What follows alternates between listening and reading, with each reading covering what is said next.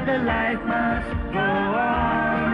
I hear a whisper, it's telling me a new beginning has come. All my dreams have new faces, all my trials are done. There is a newborn glory for that the time has left the mark. That the time has left the mark. That the time has left the mark.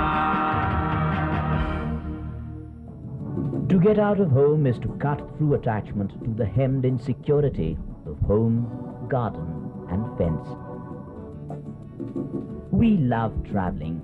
Not only do we go across the cultural barrier, but traveling delivers us face to face with the beat of the river and the tingle of mountains.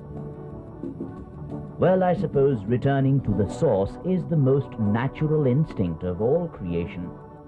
We are going to Arunachal. The chief end of man is to enjoy God. Motoring these roads, we found, releases that joy. It stimulates the sensation, ideas, even rapture, and claim to be the modern requisite of the soul. The ride to the inviting land of Apatani was unforgettable. This 6,000 feet high town is almost level valley, enclosed on all sides by pine-clad, low, stooping hills. The Apatanis had to surrender land in the name of development, but Zero still wears the lost continent atmosphere. Traveling for pleasure, though theoretically elitist, can be viewed as a democratic duty to see how the other person lives. Naturally, the festivals celebrated by the people are closely connected with their occupation. In the celebration, the religious rites are performed by their priest, assisted by some select male members.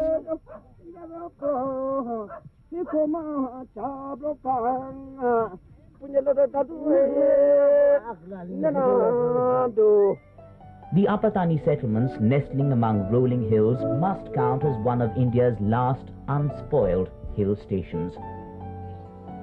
Agriculture, wet rice cultivation, which the Apatani marvel at, is the mainstay of the population. Festivals form an essential aspect of the socio-cultural life of the people here. In fact, it is the mirror of the people's culture. Such festivals are celebrated at a larger scale of thanking the gods for their providence and for saying a prayer for a bumper crop. Nature has bestowed her plentiful bounties here. The evergreen forest, the roaring river Siom meandering its way through the valley.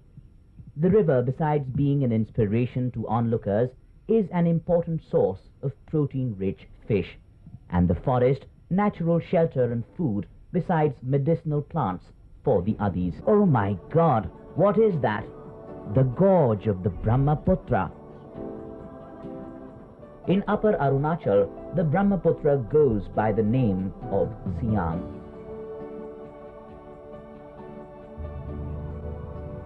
As the diesel ferry powered to life, there was a deep sense of happiness. One could very well say that there is no river quite so overwhelming in its beauty as the Brahmaputra.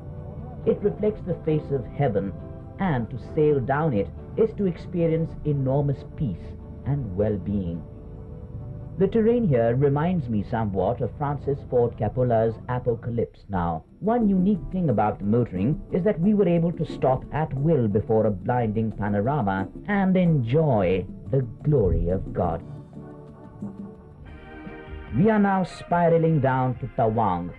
That is Tawang, and the glinting gold is the monastery of Tawang.